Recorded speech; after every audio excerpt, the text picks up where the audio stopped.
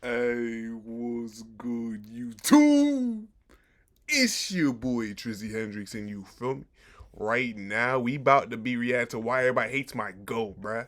Cause you feel me? I'll tell you why they hate him. I'm gonna make this video very short. Why the entire rap industry turned on Drake? They turned on him because he's nice. He outdoing niggas. He out here. He outdid Mike. He outdid Mike. He went away from Mike and he beat him. He beat Mike, nigga. You feel me? They mad because they hating. Everybody want to be Drake. That's what it is. Everybody want to be Drake. They can't be Drake. They call it one Drake. That's all they want to be on Drake. They can't fuck with Drake. So you feel me? You can't be him. You gotta hate him. They hating on Drake because he nice. That's why the rap industry is hating on Drake. This video should actually be over. I ain't gotta even do this video no more. This video's done. I came here. I saw the case. I should be gone. Let's get straight. Sometimes you have to realize, like, yo, this is it. It's happening now. You need facts to take me out. Fairy tales won't do it. Man, you gotta time the album out better. You can't drop them the same year as me, man.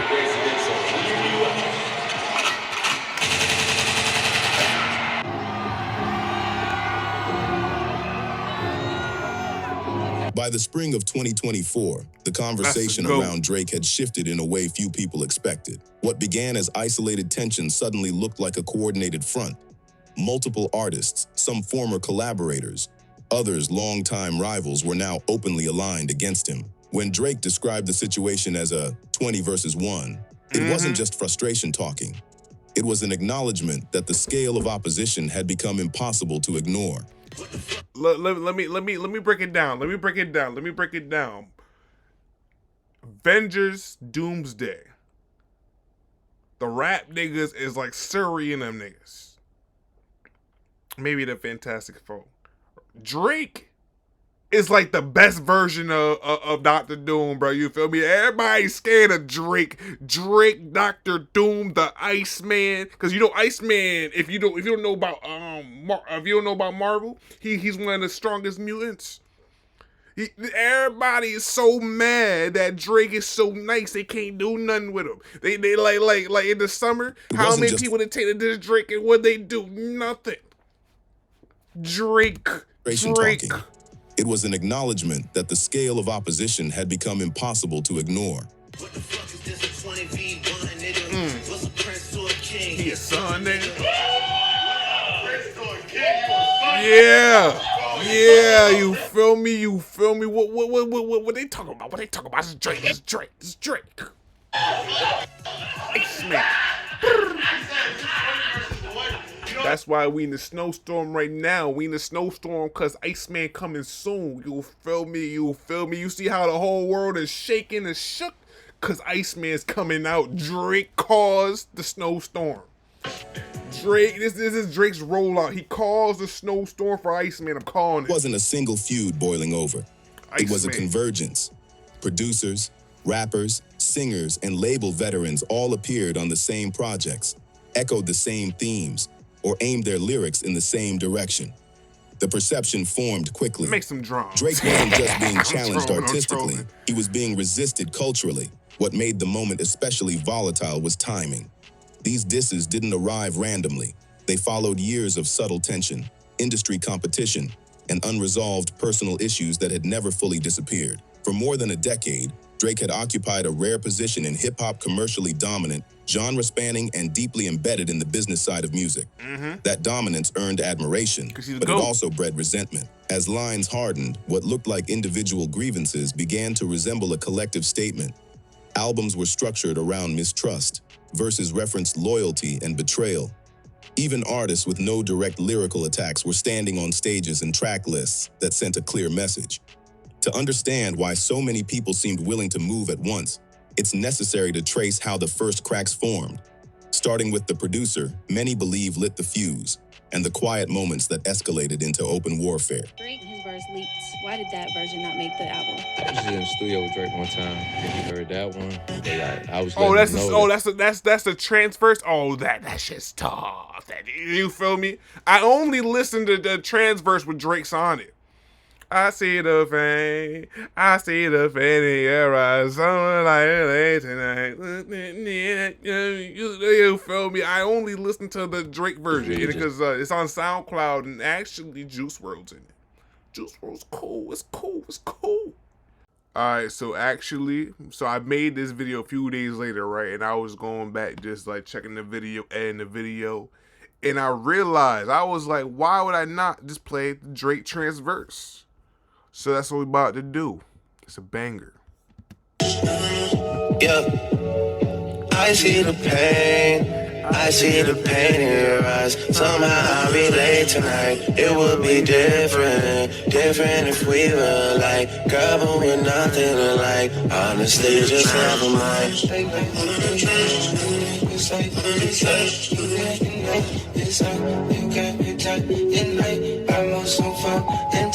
I've been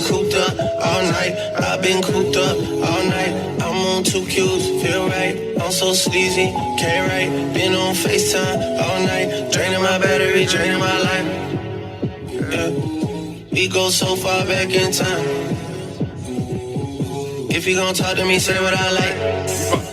Hey, we put on the feathers for this type of weather. She go to the club to bust up a dub. I thought it was love, it wasn't what it was. We hit the city, she does what she does. We should just leave all that shit where it was. I'm in my road while I wait on the road. She posting my crib, she taking it down. Let's keep it private cause I get around. I'ma just keep it real with you because I had to pick this shit up from the mud. I had to clean this shit up on my ones. I had to bury some niggas I love. And now my heart sensitive right to the touch. And if you start touching me, girl, then what? If you start touching me, girl, then what's up? What's up? Take out the top, baby, let's ride. I'm with my dog, I pick the side. She want the boss, the one on the trap. I'm out the one that just throw it when we ride. I did the corner straight, wheel in the tap. Oh, they fucked it up, but the beat was supposed to then go for a Thugger's verse. But yeah, no, Metro Soul, bruh. Metro Soul, bruh. Alright, let's get back into the video. Rest in peace of Juice WRLD. It's cool. But we know why I'm there. I'm there for that Drake. I'm there for the Drake. I was like, I'm I there ain't for trying the to say, Drake. dream, but yeah, hit me and was just like, man, let me see anything you can add to it. So he did some stuff, but it was just wasn't no room. Hey, we put on the feathers for this type of weather. She go to the club to bust up a dub. I thought it was love, it wasn't what it was. We hit the city, she does what she does. The earliest visible spark in this conflict didn't come from a rapper. It came from a producer. Metro Boomin had worked closely with Drake for years, delivering some of the most recognizable records of Drake's career. Their relationship looked solid from the outside, built on chart success and mutual benefit. But behind the scenes, tension had already started to form. In late 2022, Metro released Heroes and Villains, one of the most anticipated producer albums of the year. Drake was notably absent. Metro later explained that Drake had heard one of the songs and wanted to jump on it. But by that point, the album was already locked. According to Metro, there was no deception, just timing. Still, in an industry where relationships are often measured by... Metro, you sold your damn stuff. You blocked your own damn blessing. Because you feel me? Because I'm not going to lie. Trance would have had so many plays for me alone if you kept Drake on there. Man, Metro. The omission carried weight.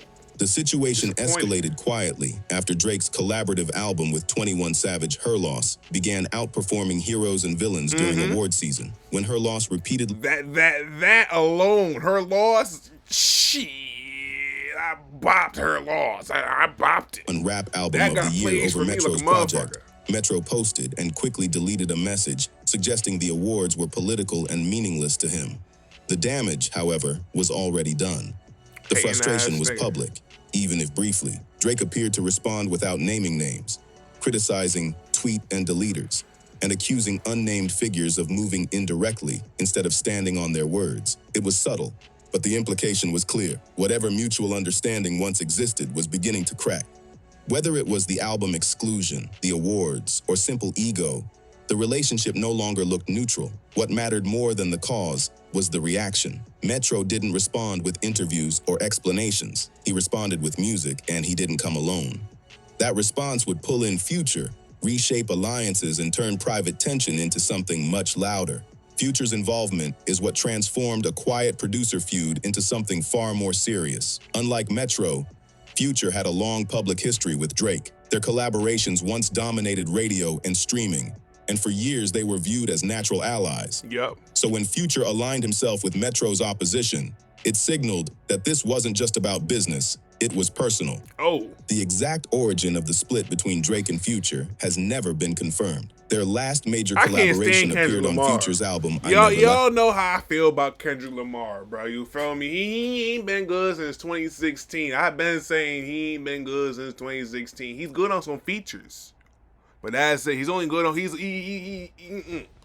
he need to do is go back and revive his 2016 sound, and maybe he gets some spins. And because Kendrick Lamar, he ain't it. They not like us. We only like the beat. We only like the beat. You feel me? If I was to say something on they not like us, you feel me? Actually, I'm a troll. I'm a troll real quick. Hold on. Actually, just for hell of it, I'm gonna troll. I'm not gonna do good. I'm just gonna troll. I want to catch copyright. Beat though. Hey, I said for the beat though. Eat though. Tell me number baby, she a freak though. Hey. You feel me? She a freak hoe. Hey. You feel me? Anybody could say anything on that beat and it sounds good. You feel me? Anybody could say anything on that beat, it sounds good. So I'm not hearing it. I'm not hearing it. The partnership abruptly went silent afterward. No follow-ups, no public explanation. You're not good, Kendrick. You're not that nice. That kind of silence often says more than any statement. Speculation followed quickly. Fans floated theories involving women, contracts, and behind-the-scenes disputes. Metro shut those rumors down directly, dismissing the idea of romantic drama and urging listeners to focus on the music. What remained was a simpler explanation: loyalty. Metro and Future have one of the tightest producer-artist bonds in modern rap, built over a decade of mutual trust. When Metro drew a line, Future appeared to choose a side. That choice became explicit when Metro and Future released We Don't Trust You. The album wasn't subtle. Its title alone framed Drake as the unnamed target. That's why low key, I mean, it's Future in my top 3 for right now, yeah, but like, I'm not gonna lie, Travis Scott, I ain't gonna lie, I think it's Drake, Travis, Future, you feel me? It used to be Drake, Future, Trav, but no, now it's Drake, Trav, Future, you feel me? I ain't gonna lie. Travis Scott is nice. And by the way, Hendrix did not come from Future. You feel me? There's no relation. My Hendrix is not ain't got nothing to do with Future. It's my Hendrix. That's why I spell different. Enforce that framing. We none alike. Lyric. I only know how to be me. Emphasize betrayal, suspicion, and distance. Even when Drake wasn't mentioned directly, the message was unmistakable. Drake responded in kind. On leaked diss records, he aimed bars at Future that questioned their history and flipped familiar power dynamics, implying that he had played a central role in Future's early success. For Metro, yes, he did. Drake reduced the conflict to disrespect, telling him to stay in his lane and make the drums. Yep. By this point, the battle lines were clear, but Metro and Future weren't finished assembling allies. The next name to step forward carried a decade of unresolved tension and far more history than either of them. So he did a verse on a Big Sean song called Control, but it blew up so much it became Kendrick's verse. It became the Control verse, which is crazy. That. And in that verse, Kendrick's only nice when he's dissing somebody. Because I remember the Control verse. But I remember Jay Electrico's verse though too. I love his verse. You can check my name on the books. I run to the I mean, you can't. I feel like that verse was so cold. That was a cold verse. But Kendrick Lamar, I'm trying to murder you niggas. Make sure they never heard of you niggas. They don't want to hear one more round of word for you niggas. What's competition? I'm trying to raise the bar high. Who's trying to show me get it? You got more hot on scar diamond, that bad. You feel me? No, Jay, I'm not gonna lie. It's time to mature. Jay Electrica's verse, low key, is better than Kendrick Lamar's verse. Just like verse wise, yeah. I listen to Jay Electronica's verse versus Kendrick Lamar's verse every time. And everybody. He called people out by name, you know? And he said, I got love for you all, but I'm trying to murder you. I'm trying to make sure that your fans don't even love you anymore. They love me so much. I'm coming for the crown. I'm coming for everything, right?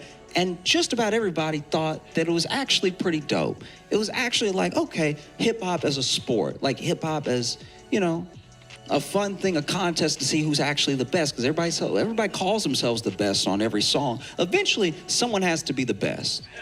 You know, every rapper believes that they're the best, and they say so in their music. A lot like how one city will have several First Baptist churches. Kendrick Lamar's entry into the conflict carried a weight no one else could replicate. His history with Drake stretched back more than a decade, rooted in competition that was never fully resolved.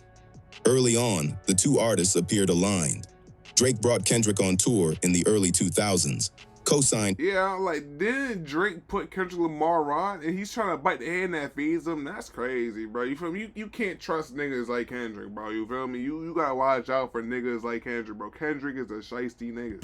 Talent publicly, and collaborated with him at a time when Kendrick was still emerging. That balance shifted in 2013 with the release of Control. Kendrick's verse named nearly every major rapper of the era, including Drake, framing the call-out as competitive ambition rather than hostility. Most artists accepted it that way. Drake didn't. He publicly dismissed the verse, questioning Kendrick's ability to actually surpass him. What sounded like confidence also revealed irritation. From there, the relationship never reset. Instead, it calcified into years of subliminal shots. Neither artist went fully direct, but both made sure the other knew they were being referenced. As Kendrick's critical acclaim grew and Drake's commercial dominance continued, the tension became symbolic artistry versus supremacy, respect versus numbers. By the late 2000s, Kendrick stepped away from the spotlight following the release of Damn, while Drake stayed omnipresent. During that absence, Drake openly grouped Kendrick with the only peers he considered true competition, but he also criticized Kendrick's long breaks, framing consistency as superiority. The distance made the rivalry feel dormant, not dead. When Drake later aligned himself publicly with J. Cole as part of a so-called Big Three, it positioned Kendrick as part of a hierarchy he had never agreed to. That framing mattered. So when Kendrick finally re-emerged, he didn't do it. I feel like that's actually generous. Kendrick ain't even in my top 10. He's not even in my top 10, bro. Actually, you know what? I'm going to tell you my top 10. I'm going to tell you my top 10. I'm going to tell you my top 10. And I'm going to need my Apple Music played to help me out. So I'll be right back. I gotta get my recap. All right, boom. So I'm already liking how this is looking. Drake, that's my top. That's my top. Travis, that's my 2. That's my 2. Future, that's my 3. Lil Baby, I don't know how you must have dropped some fire, because I don't know how you my foe. Kanye, you supposed to be my foe. J. Cole supposed to be my 5. Oh yeah, Murray. I fuck with Murray. That's my side goat right there. But yeah, you ain't gonna see no Kendrick over here around these parts. If you want my top 5, that's my top 5. Drake, Trav, Future, Kanye, and Cole. That's my top 5. No Kendrick. Kendrick cannot ever see my top 5. There we go. There we go. 1, 2, 3, 4, 5. Metro had some beats. And this is probably when Donda came out, yeah. How did he get? Whoa, why did you get? That's a lie. That's AI. That's AI. What song was it? What year was it? Hold on. What year was this? It's AI. It's AI. That must have been a They Not Like Us. And I know what happened. I know exactly what happened. That's when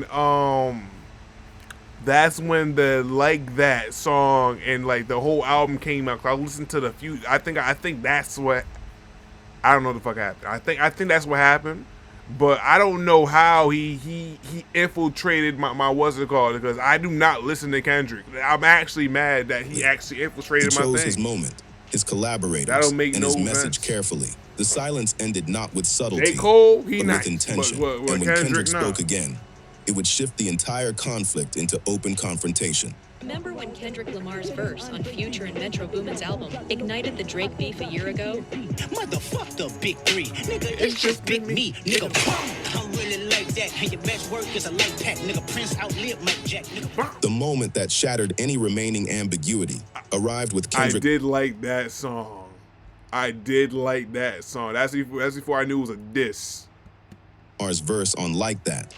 There were no coded lines, no layered hints, no room for interpretation. Kendrick rejected the hierarchy outright, dismissing the idea of a big three and placing himself alone at the top. Yeah, it was a direct challenge. Time of what? Fools bouting? You ain't no to top. Drake, Cut it out, but to the Kendrick, structure cut it Drake out. had publicly endorsed. The verse landed with precision. Kendrick framed dominance as something earned through presence and impact, not collaboration or consensus. Every line reinforced separation. He didn't ask to be included. He removed himself entirely. Within hours of the song's release, the focus of the album shifted. What had been a Metro Boomin and Future project became the epicenter of a much larger confrontation. The reaction was immediate. Fans dissected every bar, artists took sides, and the industry braced for response. For Drake, ignoring the verse was never an option.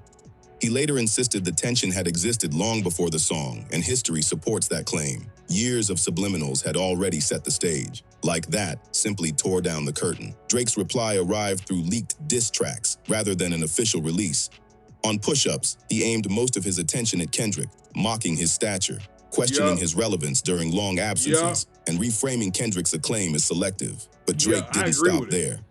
The song also took shots at others now orbiting the conflict, turning what had been a two-man rivalry into a multi-front exchange.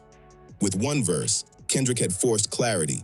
Lines were drawn and neutrality disappeared. What followed wasn't just a lyrical back and forth, it was an industry recalibration. And as Drake fired outward, one of the most complicated relationships in his career resurfaced, bringing old wounds back into the open. Number one, Drake, phenomenal diss record. It's fantastic. Yo, Metro shut your whole ass up and make some drums, nigga? That shit is crazy. How you think Metro gonna feel when he just out minding his business and somebody like, Metro, shut your whole ass up and make some drums, nigga.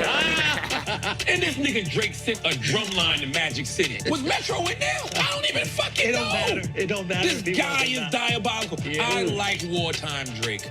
Drake's response wasn't calculated for polish. It was built for impact. He won the beef. By choosing to leak his diss records rather than roll them out formally, he bypassed the usual release machinery and forced the conversation to revolve around his words alone. Push-Ups wasn't framed as a single rebuttal. It was a warning shot aimed in multiple directions. Kendrick remained the primary target. Drake mocked his long gaps between releases, questioned the reach of his recent work, and framed Kendrick's influence as overstated in comparison to consistent chart dominance. The message was clear. Artistic respect meant less to Drake than sustained visibility and control of the game. But the song didn't stop there. Drake widened the scope deliberately. He fired at Future by reframing their history, suggesting that his early success was something Drake had helped place in his hands. The implication wasn't subtle. It was a reminder of perceived hierarchy. Toward Metro, Drake stripped away artistry entirely, reducing him to a background role and dismissing his involvement as noise rather than substance. The breadth of the disses mattered as much as their content. By addressing everyone at once, Drake acknowledged what fans were already saying, that this no longer felt like isolated beefs. It felt coordinated. His tone reflected that awareness, shifting from competitive to confrontational. The response split opinion. Some saw it as classic Drake confident, dismissive, unbothered. Others viewed it as defensive, even reactive, especially given how many people he felt compelled to address in a single track. Only Drake could do that. Only Drake could do that. Only Drake can diss 20 people in one song and win the beef. Only Drake could. Michael Jackson wasn't doing that. I want to see Michael Jackson diss Prince. Has he diss Prince? Has he dissed Purple Rain, all them? I don't know. I think it's cap. Because only Drake could do it. Drake is doing shit we've never seen before. The strategy worked. We need to get with the facts now, people. Drake is doing shit we've never seen before in rap history. We seen the little beefs, the one-on-ones, but we never seen 20v. We never seen anybody win a 20v1. We need to mature. Spotlight swung back to him. But while Push-Ups reignited debate, it also reopened older conflicts Drake may have believed were settled. As he lashed outward, one relationship in particular resurfaced. one built on early loyalty, broken expectations, and years of missed communication. And unlike the others, this one carried genuine emotional weight. Yo, what's going on, man? This is Trizzy Drake, and you are now watching The Juice on Billboard.com. Juice, juice, juice. The Weeknd is so amazing tonight. He's like one of the greatest artists I've ever heard, and he's on my album a lot. We really like collaborated a lot on this album, and not only did he inspire me to like get out there And mind you, Drake is so genuine too, you feel me? Like, and everybody just hating on Drake. I can't stand it. They lucky I ain't there, cause it'd have been me and Drake versus everybody, you feel me? No bullshit. It'd been me and Drake. Pop, pop, pop, pop. You feel me? 20 v2. And I think that's too many. It's too much. Too OP. It's too OP. Drake did it alone. That's if I'm there. better on stage. They don't want me there. See, they lucky I ain't there. But he inspired me, like, just writing-wise and music-wise. Just you know what me and Drake would have been like? This would have been me and Drake. Hold up. This would have been me and Drake, and this would have been everybody else. You feel me? This is me and Drake. This is everybody. This is everybody. We clean sweep. It's a clean sweep. They would have been ready. They would have been ready. They talk about push-ups. I drop a song called sit-ups. You feel me? I would drop a song. You feel me? He talking about Family Matters. I would have talking about family therapy. You feel me? I would have been going crazy. Yeah, they lucky. They lucky. They lucky I ain't dead. They lucky I ain't dead. Product, you know, and to hear someone with an incredible body of work is very, like, you know, it's very Rick Ross, I would have had Rick Ross so stressed he would have lost weight. Rick Ross would have lost weight fucking with me. Very inspiring, and, you know, I mean, we formed OVO XO, which is, like, you know, taking over right now. So I'm just proud. I'm proud of him, man. He works really hard, and yeah, you know, he's just an incredible person. Like, become like a really close friend to me. I don't like him bullying. Yeah, you know, everybody involved with him, like the whole XO gang, you know, like Hailey and Lamar, who were responsible for like my pictures in Rolling Stone and the Marvin Dream video, and just the whole movement is crazy. Few relationships in Drake's career are as layered as his history with The Weeknd. Long before either artist reached their current stature. And then I seen some on Instagram the other day about Kendrick Lamar and not Kendrick Lamar, A$AP Rocky like and Rihanna. And A$AP was like, oh, why he so mad? Because you know he was feeling Rihanna for a minute, and you gonna go take her. That thing, you feel me? Because that's like this. That's like you having a homeboy, right? And you have a crush on this girl.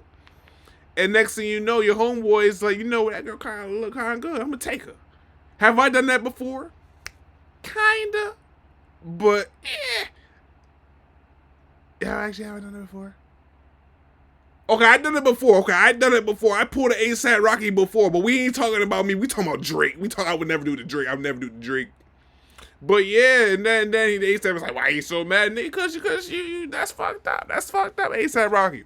And do I sound like, am I a hypocrite for saying that? Yeah, but like at the same time, the girl liked me more than the other dude. The whole movement is crazy. You can get mad. You feel me? The heart want what the heart want. Few relationships in Drake's career are as layered as his history with The Weeknd. Long before either artist reached their current stature, their paths were intertwined.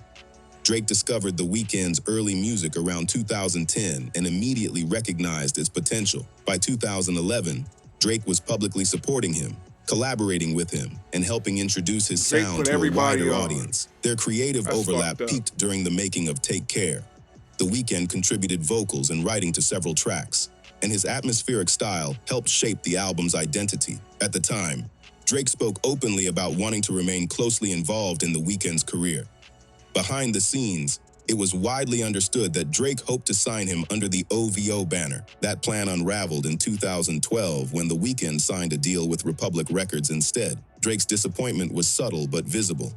Publicly, both artists maintained that everything was fine. Privately, the dynamic had changed. The decision introduced distance, and with it, quiet tension. In the years that followed, their relationship existed in a strange middle ground.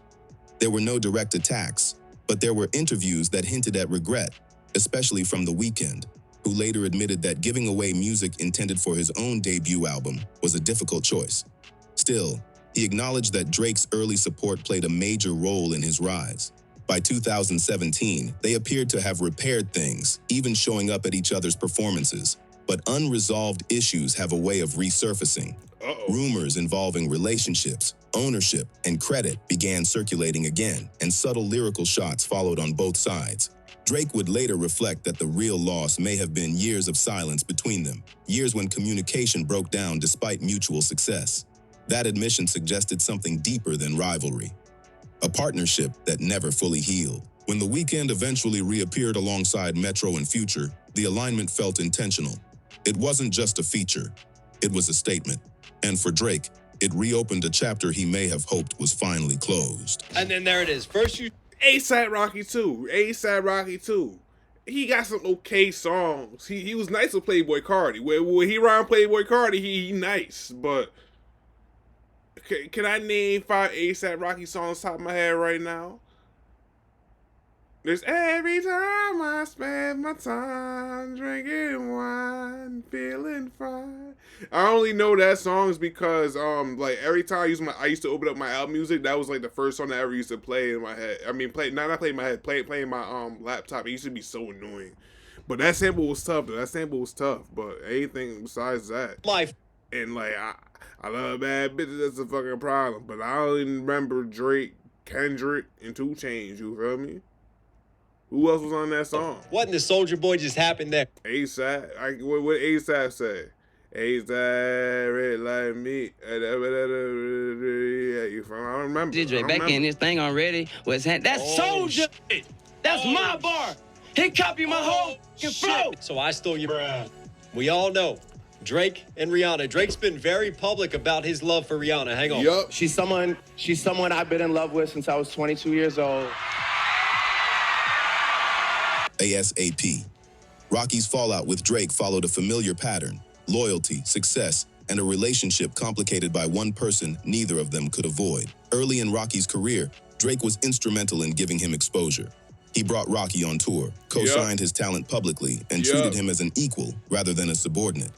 Rocky never hid his appreciation, openly crediting Drake as the first major artist to truly put him on. For a time, the relationship held. They collaborated on records, appeared together publicly, and moved within the same creative circles. There was no obvious tension until Rihanna entered the picture. Drake's admiration for Rihanna was never subtle. Over the years, he spoke about her with a level of intensity that went beyond casual affection, culminating in a highly public declaration of love in 2016. Their relationship, whatever its exact nature, remained ambiguous, but Drake's emotional investment was clear. Rocky's connection with Rihanna developed more quietly. They had known each other for years, collaborating and touring together before their relationship became public around 2019. By 2022, they had started a family, cementing a bond that was no longer speculative. That shift appeared to hit a nerve. On For All the Dogs, Drake delivered multiple verses that fans interpreted as thinly veiled shots at both Rihanna and Rocky. The tone wasn't competitive, it was resentful. Lines questioned loyalty, diminished intimacy, and suggested unresolved bitterness. Additional bars mocked Rocky directly, reframing him as secondary and implying Drake had arrived first. Rocky largely avoided direct engagement, choosing silence over escalation. When pressed publicly, he refused to respond, letting the music speak later instead.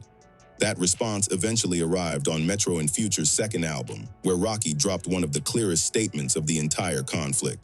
He framed Drake's actions as emotional, accused him of being stuck in the past, and dismissed the disses as insecurity over a relationship that had long moved on. The moment was decisive. This wasn't competitive rap banter.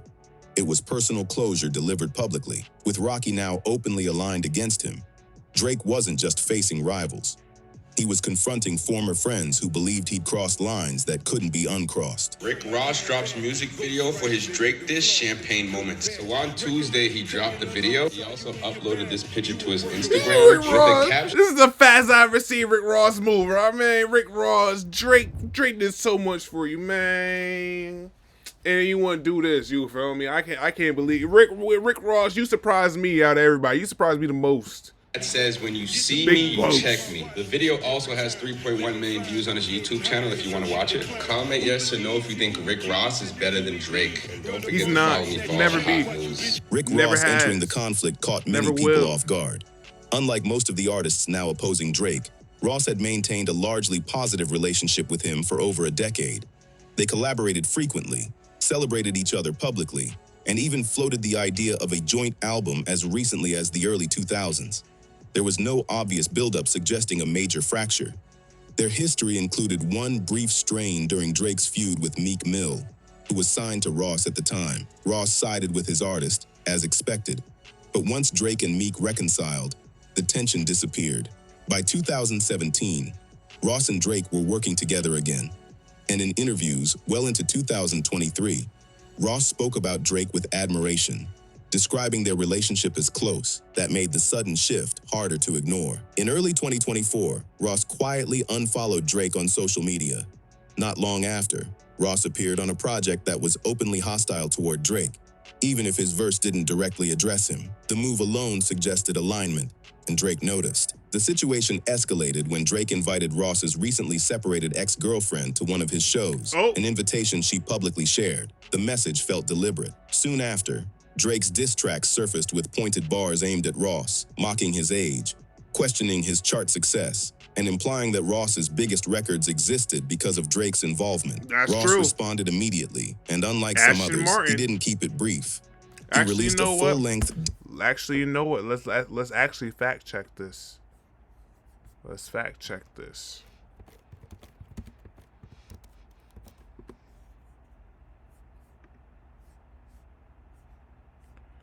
Drake. What I'm telling you, I knew it. Drake. Then Kanye, Yup, I knew it. Drake ain't had to tell me, I already knew it. I knew it. Drake's credibility. Ross accused him of relying on ghostwriters, avoiding real confrontation throughout his life. You know what? You talking about he relying on ghostwriters, and you relying on and Rick Ross, you relying on Drake. I don't want to hear it. I don't want to hear Rick Ross. Borrowing his sound from mentors rather than building it himself. He also mocked Drake's public image, portraying him as artificial and overly manufactured. The exchange turned especially ugly when Ross made personal accusations that dragged Drake's family into the conversation. Drake responded not with another record, but with messages and public mockery, signaling that he didn't view Ross as a serious lyrical threat. Ross later claimed the original trigger wasn't music at all. According to him, Drake had sent legal pressure toward a close associate, disrupting a potential release. That allegation reframed the conflict as business rather than ego, and it explained why a formerly loyal ally was now fully hostile. By this point, the pattern was undeniable. This wasn't coincidence, it was accumulation. What it is, but I did do this Like That remix though. I think that's what you was wanting to lead into and shit. Let me see. You got the Like That remix? I don't believe Gay jumped on the Like That remix. You know we had to get the hooligans up here. We gonna take this pussy nigga out. Yo, Dot, I got you. He was once out from a Oh my God! You hearing it first on the download. Just a boy respectfully gay, nigga. Oh my God, it's up. Can't stop, won't stop. I just fucked your bitch in a Sean John tank top. Hold on, I actually didn't. I want to hear that. Fuck that. Fuck that. Hold on. Let's. This might have to be his own thing. This might have to be his own thing. Hold up. I don't believe that's real. That's AI. That's AI. Okay, hold on. We're gonna stop this video right here, and then I'm gonna pause it. Hold on. I'm not stopping the video, but I'm gonna make this whole. Hold on, I'll be right back. I was good, YouTube. So we back. This is the Kanye West Like That remix. We're watching currently. Why everybody turned their back on Drake. If you want to watch that and check that video out, let me know. But this is actually a continuation of that video. So if you're still on this video, we're going to react to this. But yeah, let's just get straight into it, because I want to hear this. You know we had to get the hooligans up here. We gonna take this pussy nigga out. Yo, Dot, I got you.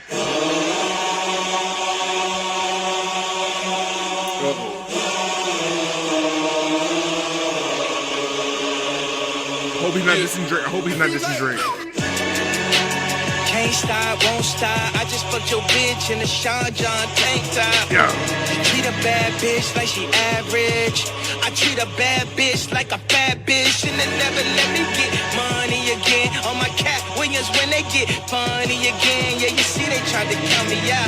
I like that. We just hit a number one. We right back. 500 down on the bottom, 500 up at the top. Titanium grills, call that smile on the rock. I done had everything that you're able to get. I invented drill too. I ain't gonna lie, it was chopped. Hey, another one, volume one. Then it's 2 and 3. Vultures on repeat. Still feel like Pablo, drug dealer street. Pluto sent the drones, it hit like Metro Beats. It's a rap for niggas. Where's Lucien? Serve your master, nigga. You caught a little bag for your masters, didn't you? Lifetime deal, I feel bad for niggas. Bad for niggas. Y'all so out of sight, out of mind.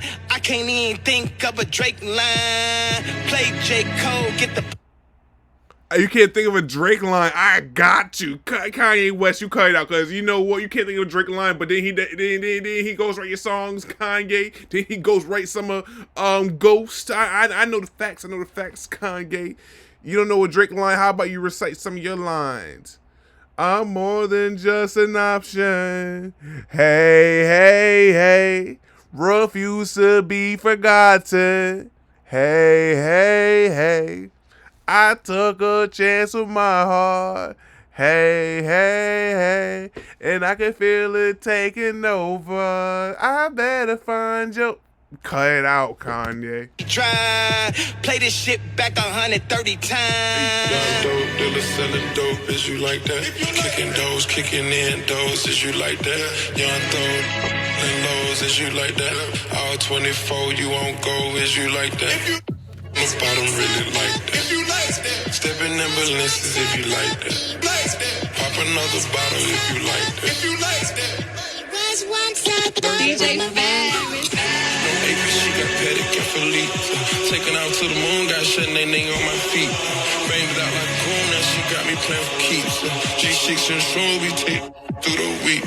I can barely talk when I got me in my body. You don't have to say nothing, get money, you don't have it. Made it out the struggle, my hustle, I got it.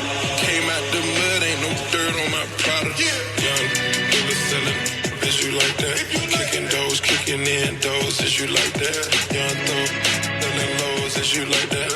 All 24, you won't go, is you like that? On the bottom, really like that. If you like that. Stepping in balances if you like that. If you like that. Pop another bottle if you like that. If you like that. DJ's Fat. I'm glad they ain't play that dumbass Kendrick verse. I'm glad.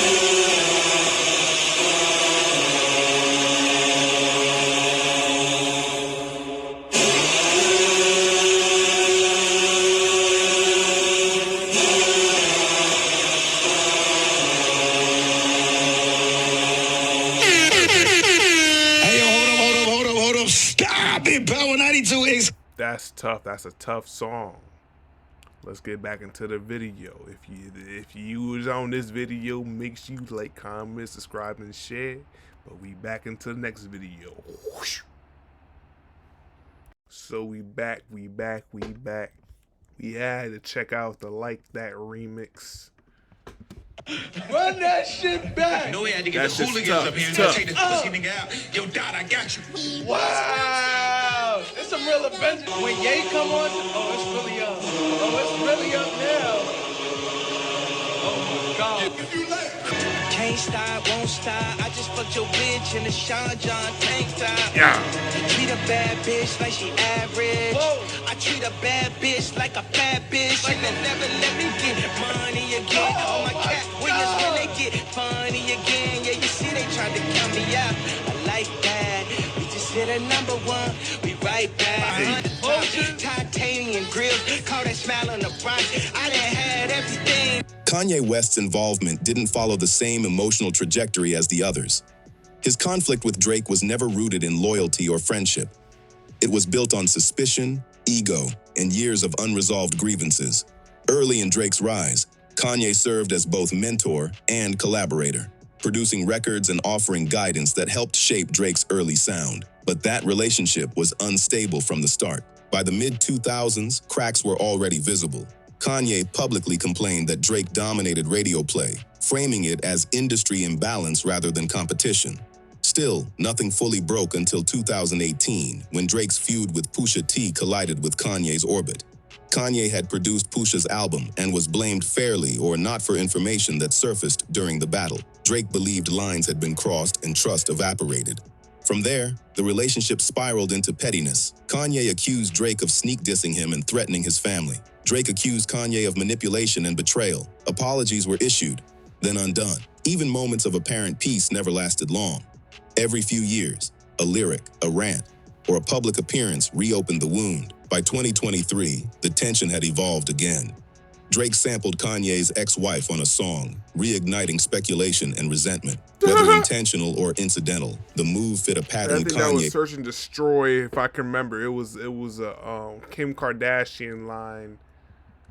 I forgot the line. Respect. So when Kendrick's verse on Like That detonated the industry, Kanye didn't hesitate to insert himself. Rather than address Drake directly, Kanye reframed the conflict as something larger. On his remix, he attacked the idea of corporate control, pointed fingers at label executives, and cast Drake as a symbol of industry obedience rather than independence.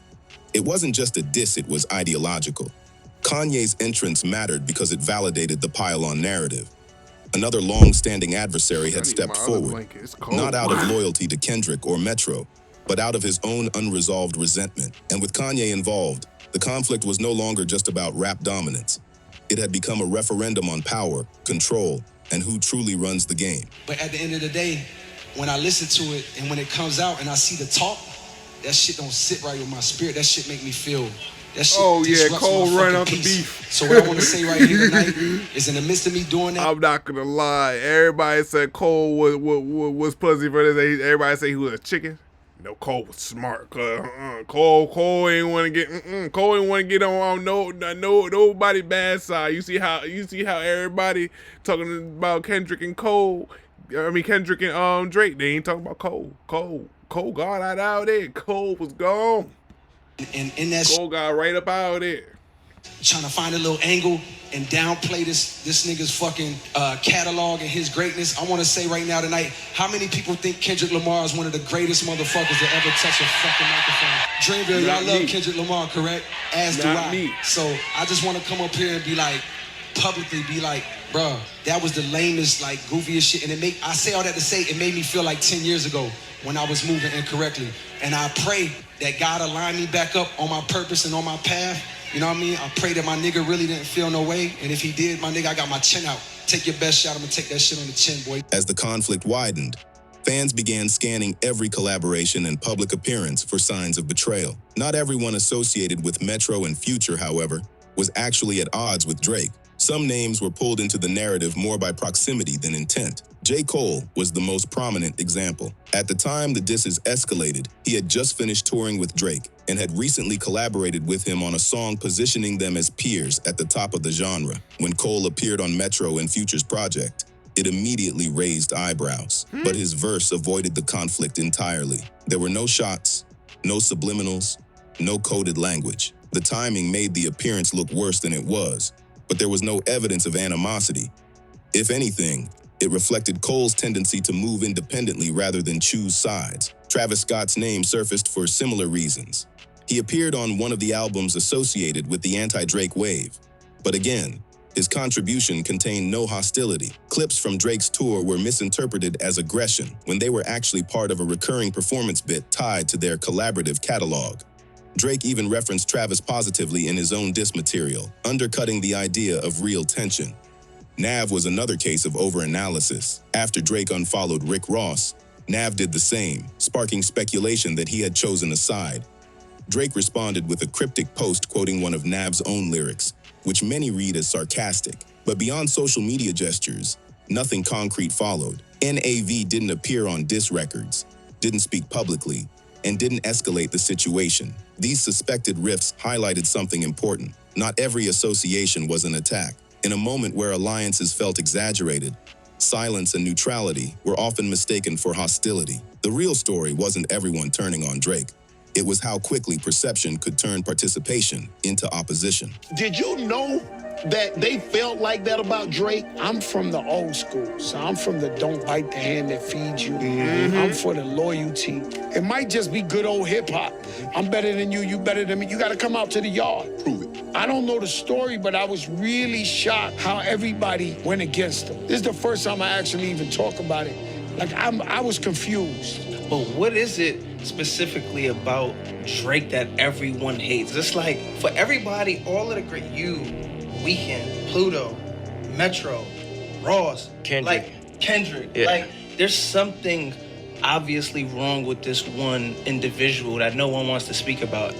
If I was Drake, I'd be very confused on how they all collapsed on me. Because I thought everybody was family. I thought everybody was cool. But, you know, hip-hop battles have always happened since the beginning of time. We encourage it. If there's no violence involved, you got to come out to the yard. That's why I didn't understand when J. Cole ain't come out to the yard. When all the threads are pulled together, the backlash against Drake doesn't point to one defining mistake.